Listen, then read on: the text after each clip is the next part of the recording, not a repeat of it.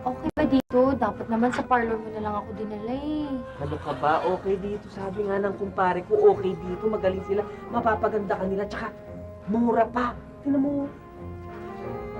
Tomas, mura to clinic. So nga, no? Magandang morning, friendies. Hello po.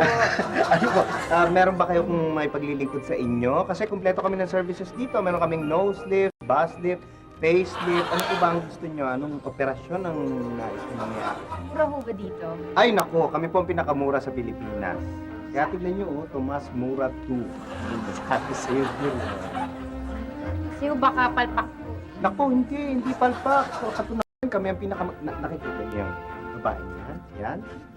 Yung matangos ang ilong, tsaka malusog yung dibdib. Ay, naku, matangos ang ilong, malusog ang dibdib. Naku, dati ang ilong niya, mas dapa pa kaysa sa ilong ni Vincent Dapalong. At saka, oo, saka yung dibdib niya, alam, bagsak na bagsak. Para siyang asong nagpadede ng 7 pusa. Talagang, Galing nyo naman Jingle po. bell. sabi sa'yo, dear eh. Kami dito talagang yan ang aming specialty eh, pagpapaganda. Sabi sa'yo, dear eh. Yun na, wala ka na sinabi. Kundi kaya lang, pwede ho ba ako makakita na actual na operasyon? Dok, para lang makakampante ho ako. Naku, kayo talaga, mga skeptic. Kasi ganun. Sabi sa'yo, dear eh. Ani talaga. Pasok kayo dito, ayan. Ang aming operation room eh. Yan. Sir, ma'am, hindi po. Ang lawak. Oo po, alam niyo eh. Ito talaga ang aming kwan dito, ang aming operating room. Kaya yun, marami kami mga aparato dito at mga instrumento.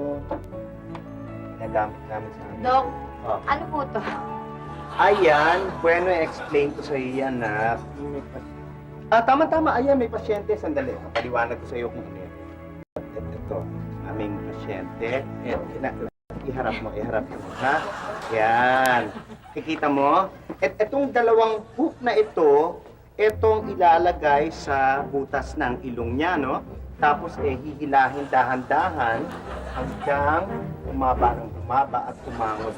Ito ang aming nose lift. Ako, hindi ho ba masakit yan, Dok? Naku, hindi. Sinaksakan naman namin ng 10 volume yan. Kaya hindi mo mararamdaman. At Burkit ako. safe yung volume namin. Oo. Yung bata makakatulog din. Dear eh. Ani ah. Yun po. Ganun po ang aming paraan. Kaya huwag kayo mag-alala. Safe yun. Safe. Talaga ha? Oo, safe. Pero okay lang Ani kasi ayoko naman maglulusot. Ganun ba? Sabagay, matangos ng ilong nyo. Siguro, Ay, tama-tama. Ay.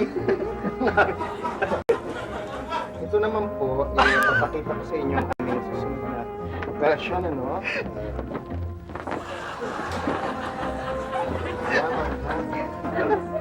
Yeah, Mrs., maaari ba kayong umarap sa akin?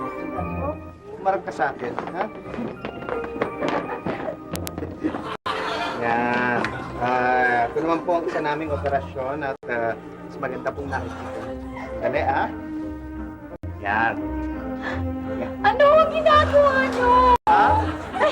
Ito po ang aming bus lift. Oo. Ani! Sige, Ako parang tulong mo na yata. Nilabas mo ko dito. Baba kayo. Dok, nagpapaanak na kayo?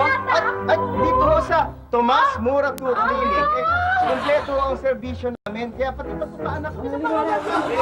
Sakay niyo. Yan. Dear, okay ka lang? Masakit na ba, Mrs.? Masakit na? Ganun ba? Medyo masela ng operasyon. Kaya kailangan lumabas. Dok ako, Dok. Mister, ha? Sige, honey, sa labas lang ako. Sige, sige. Maghintay ka na lamang, ha?